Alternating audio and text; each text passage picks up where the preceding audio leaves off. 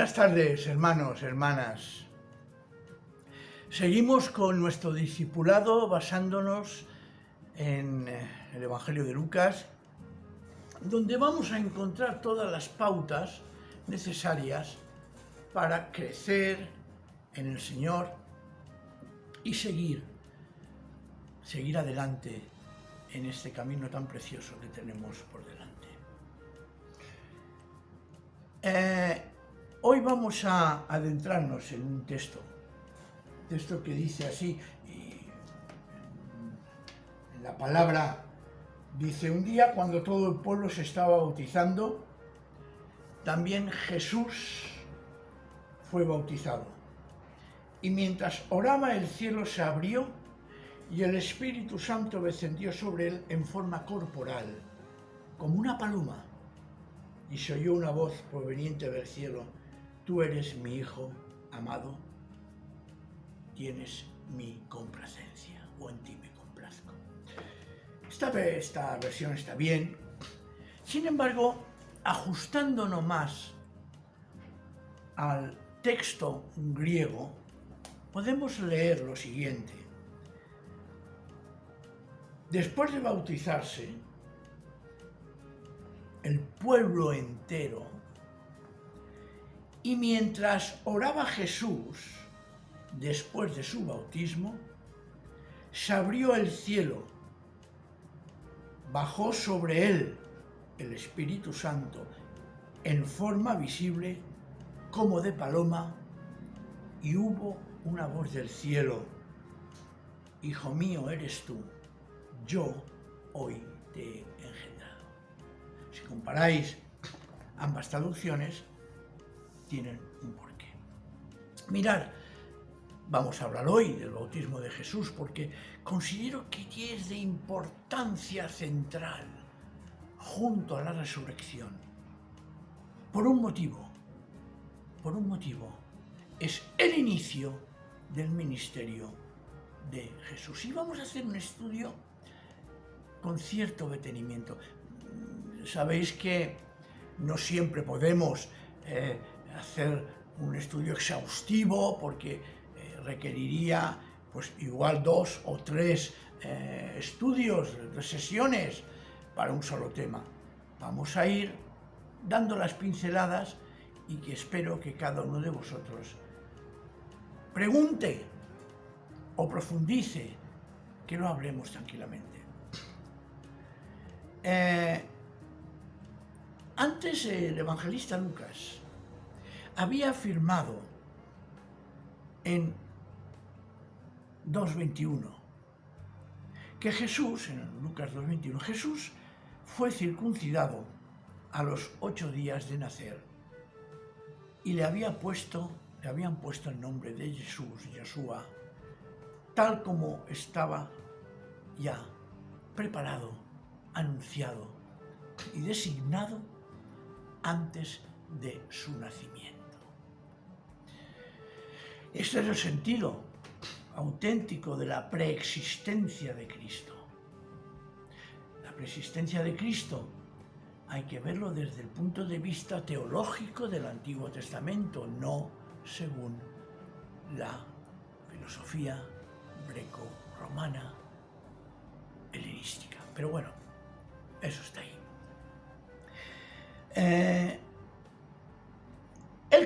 Ellos cumplieron, los padres de Jesús cumplieron con el precepto del Antiguo Testamento. Aquel rito de la circuncisión pertenecía al antiguo pacto, la antigua alianza, y fue precisamente el Señor, a través de Moisés, que lo implantó en el pueblo de Israel. Y ese rito de la circuncisión significaba que se entraba a formar parte del pueblo de Dios. Todo aquello iba precisamente por él y en él a producir un extraordinario cambio. El bautismo produjo en Jesús un importante y extraordinario cambio. Y ahora, por eso ahora, Lucas nos describe este rito bautismal. Es un acto que para los creyentes en el Señor representa también la entrada al pueblo de la nueva alianza. Bautismo, como todos sabéis, representa esa muerte con Cristo y esa resurrección con Cristo. Pero en el caso de Jesús, curiosamente, ese rito del bautismo no significa, o en teoría no podía significar, ni mucho menos, que él se arrepentía de sus pecados. No. Mirad, la centralidad en nuestra fe y en la teología del bautismo de Jesús es algo que yo hoy deseo y que debemos resaltar. Porque fue desde ese momento del bautismo de Jesús que su figura, adquiere su verdadera dimensión como ungido, como Mesías de Dios. Y fue en ese momento lleno del Espíritu de Dios. Según Lucas, fue un día, lo hemos leído antes, en que todo el pueblo se estaba bautizando y Jesús con ellos. Es decir, Jesús se presenta, según Lucas, en ese bautismo junto al pueblo. A veces nos han pintado a Jesús bautizándolo solo, bautizándose solo. Incluso a veces con Juan Bautista haciéndolo. ¿Se autobautizó? ¿Fue Juan Bautista el que realmente lo sumergió en el agua? Esto queda en la incógnita. Repito, fue un día en que todo el pueblo se estaba bautizando y Jesús con ellos. Existe una diferencia narrativa entre los evangelistas. Mirad, según Marcos, parece ser que Juan no lo conocía a Jesús. Porque dice, por aquellos días llegó Jesús de Nazaret y desde Nazaret de Galilea y fue bautizado. Aquí la traducción podía ser que llegó Jesús de Nazaret, personaje, o Jesús desde Nazaret a donde estaba Juan. Y fue bautizado. Según Mateo, Jesús se presenta, hablan y Juan precisamente intenta disuadirlo porque quería bautizarse. Y Jesús insiste. Y al final Juan cede y lo bautiza. Pero según Lucas, como ya hemos visto, nada dice que Juan lo bautizara directamente.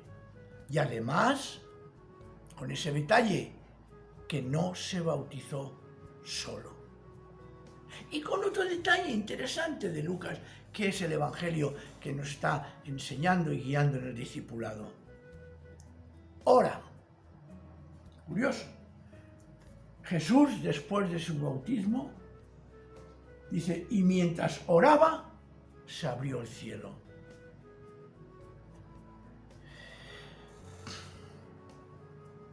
Sí.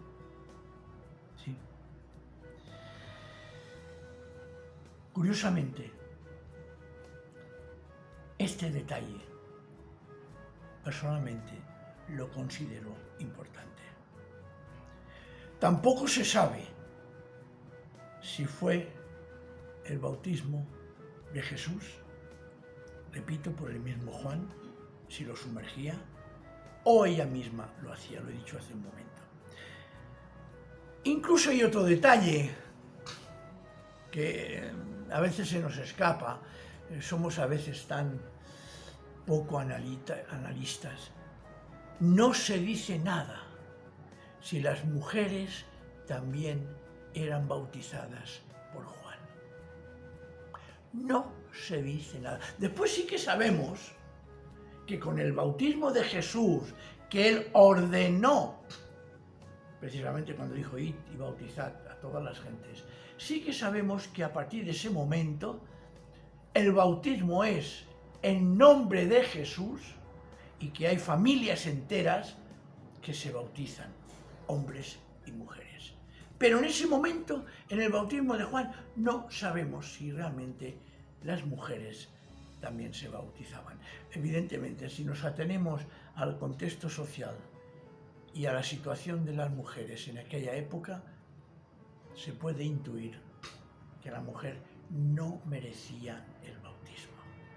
Era un ser relegado a un segundo lugar.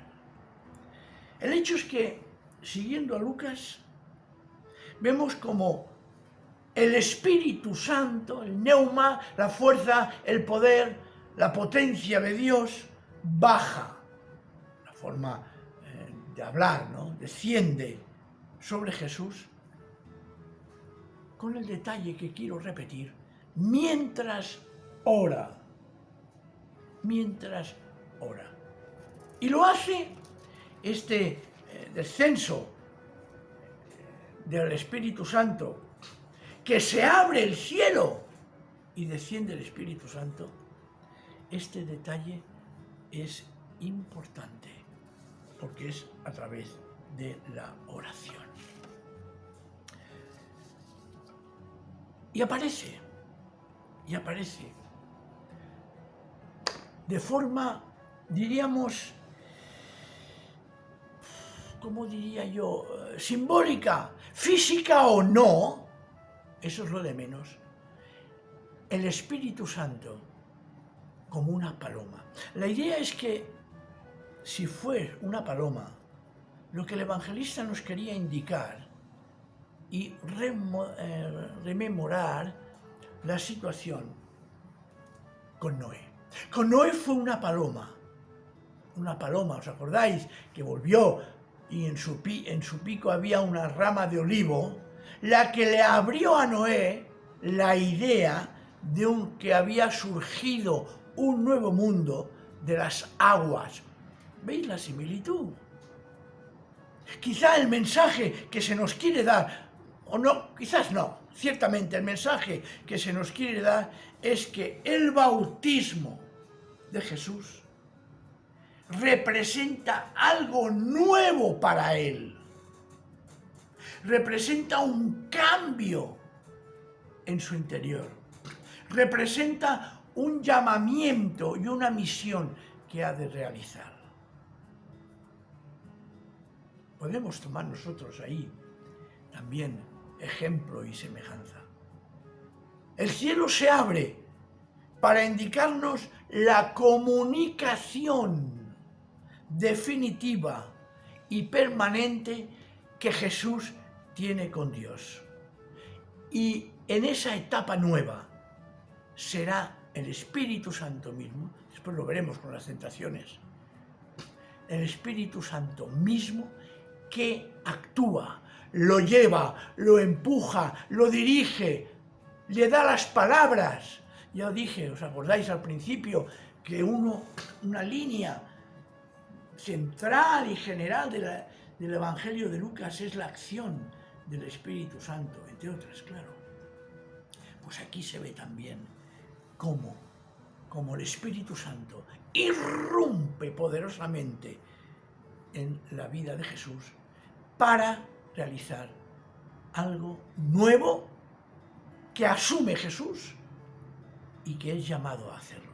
El Espíritu Santo que desciende sobre él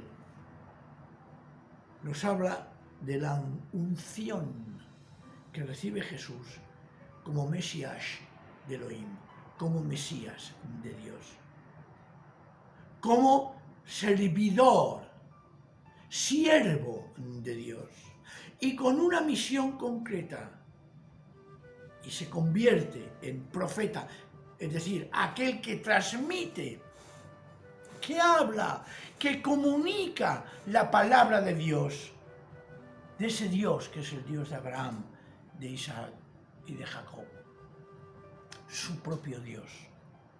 Un profeta, Jesús, ungido, Mesías, que después, con la resurrección, como dice Romanos, será constituido Hijo de Dios con poder. Como dice Pedro también en sus primeros discursos, dice que con la resurrección Jesús fue hecho Mesías y Señor.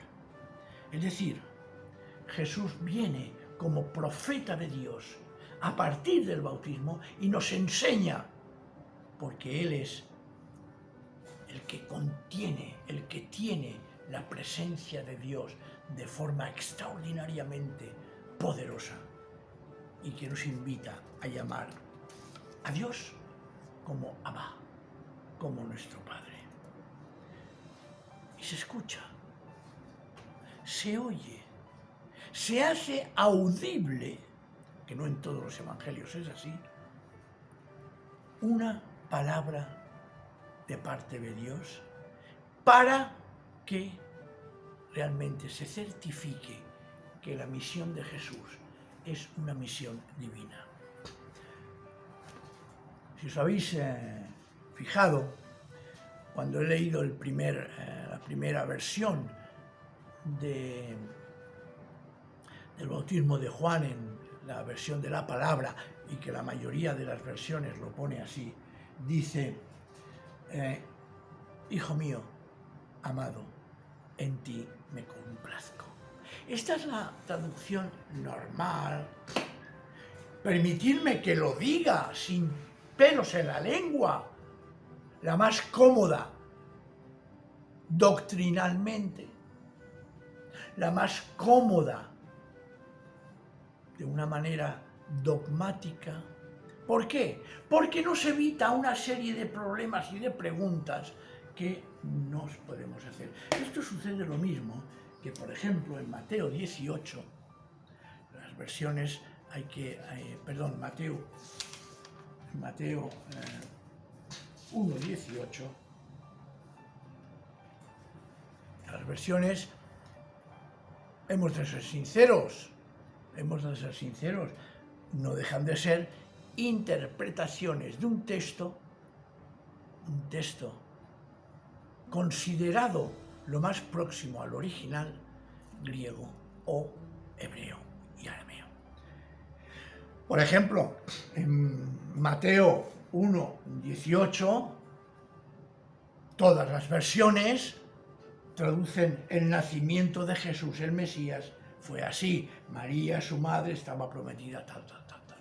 Sin embargo, hay Biblias, como por ejemplo la Biblia de Jerusalén, su versión más moderna, ya no traduce nacimiento y se arriesga porque va más al sentido del original y traduce el origen de Jesús. Claro, eso puede tener problemas teológicos y de la preexistencia de Jesús. Y si antes de nacer, pongamos los pies en el suelo y seamos honrados. Si pone el origen de Jesús, fue eso, pues es el origen de Jesús. Y aquí sucede lo mismo. Si se traduce, tú eres mi hijo amado, en ti me complazco, no hay ningún problema. Sin embargo, repito que por razones teológicas y dogmáticas, se evita esta versión, que es posible, porque esta versión, esta traducción, se encuentra en textos, en manuscritos antiguos, y además es citado por muchos autores eclesiásticos de las primeras generaciones de cristianos. Con lo cual no es descabellado. Lo que pasa es que parece ser que cuando se empiezan a aparecer con Constantino, el concilio de Nicea, etc., una serie de obligaciones dogmáticas, esto estorba y hay que planteárselo de otra manera. Realmente, el tú eres mi hijo amado, en ti me complazco, está basado en Isaías 42:1. Y ahí encontramos esa frase tal cual. Sin embargo, y repito, en manuscritos antiguos y de valor, y textos de escritores de las primeras generaciones, después de Cristo, entonces se lee: Hijo mío, eres tú, yo hoy te he engendrado, que está tomado del Salmo 2, versículo 7. Y repito, así traduce la Biblia de Jerusalén en su nueva edición. Y traductores como Juan Mateo también lo hace. No hay que tener miedo, hermanos y hermanas, a enfrentarse y a ver y a considerar las verdaderas traducciones para entender, lo verdadero, las versiones, de ir al texto griego para comprender mejor el sentido de la frase. De hecho, la traducción o la versión que dice: Hijo mío eres tú, yo hoy te he engendrado, lo que está enseñándonos es que el bautismo de Jesús es central en su vida. Porque a partir de que tenía unos 30 años de edad, inicia su ministerio, inicia su valor. Y esto es importante a tener en cuenta. La centralidad del bautismo de Jesús es central, esencial, para entender después la misión que Jesús hace. El texto, una vez ha expresado el tema de bautismo de Jesús, quiere hacer, curiosamente, una referencia a su origen. Su origen. Y entonces es cuando encontramos en Lucas, capítulo 3, 23, lo siguiente: así también él, Jesús, comenzaba a los 30 años. Es decir, a partir de unos 30 años empezó Jesús su ministerio con ese bautismo. Y para refrendar Lucas el origen de Jesús y su ministerio, aparece la genealogía de Jesús, que es diferente de la de Mateo. Es curioso, esto también es un problema que está originando, ha originado y originará y continuará originando problemas. Se darán las 1001 explicaciones, que si una genealogía es de José, que si la otra genealogía es de María, es igual. El hecho de las genealogías en las Escrituras es algo muy normal, muy normal. Los 30 años es una edad de pleno vigor. La edad de 30 años, curiosamente, también es la edad en que David empezó su reinado. En el segundo libro de Samuel, capítulo 5, versículo 4 lo tenemos. Y curiosamente dice: se pensaba. Es decir, se imaginaba que era hijo de José. ¿Vale? Ya hemos hablado de este tema y no quiero seguir repitiendo lo mismo. Jesús no procede de Dios a través de Adán y José, sino que lo que intenta esta genealogía es decir que Jesús, siendo hombre, tiene también su raíz en Dios. Por ejemplo, en el versículo 38 de Lucas 3 dice: tal, fue hijo de tal, el de Enos, el de Set, el de Adán, el de Dios. Lo que está afirmando con la genealogía es que Jesús es realmente un ser humano como tú y como yo, y que ha recibido, después del bautismo, una extraordinaria misión. Curiosamente, también hay que tener, son detalles que a mí me encantan y me entusiasman, estos pequeños detallitos. La genealogía consta de 77 nombres que forman 11 septanios, es decir, 11 semanas de 7 nombres. Y con Jesús comienza la semana número 10, que es, parece ser, en Esdras 14 podemos verlo, la edad final del mundo. Nos está diciendo, Dios fue el origen y el verdadero padre de la humanidad. Y Jesús se convierte por obra de Dios en el origen de la nueva humanidad. Una nueva humanidad que empieza a realizarse precisamente en el momento de su bautismo, en el momento en que es lleno, que se rasgan los cielos y que el Espíritu Santo lo que hace es bajar sobre él, descender sobre él, tomar posesión de él, y a partir de ahí el Señor, con su predicación, con su testimonio, con sus obras, estará diciendo: el reino de Dios, el reinado de Dios está cerca. Y a partir de ahora aparece una nueva humanidad. Lo dejamos aquí esta semana, hermanos y hermanas.